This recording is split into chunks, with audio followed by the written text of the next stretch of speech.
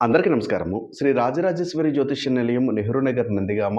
నా పేరు దుర్గామల్లేశ్వరరావు సిద్ధాంతిని. కొందరు ఐఏఎస్ ఉద్యోగము కోసం ప్రయత్నం చేస్తుంటారు. దానికి తగ్గట్టు కూడా వారు విద్యా బుద్ధులను నేర్చుకుంటూ ఉంటారు. రోజుకి సుమారుగా 15-18 గంటల పాటు కూడా కేటాయిస్తూ ఉంటారు. ఎంతో తెలివిగా మెదుగుతారు. నలుగురిలో కూడా కలవకుండా విద్యే లోకంగా బ్రతుకుతూ ఉంటారు. కానీ వారు చివరికి వచ్చేపాటికి అంటే కొన్ని ఇంటర్వ్యూలు ఉంటాయంటారు. లేదా కొన్ని ప్రాక్టికల్స్ ఉంటాయంటారు. కొన్ని ఎగ్జామ్స్ ఉంటాయంటారు.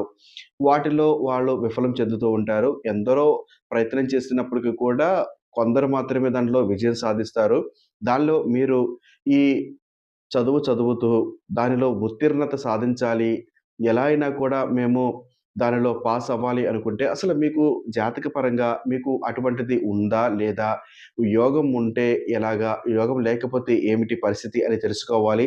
తదుపరి ఈ యొక్క ప్రయత్నం చేస్తే మంచిగా ఉంటుందన్నది నా యొక్క వ్యక్తిగత అభిప్రాయము.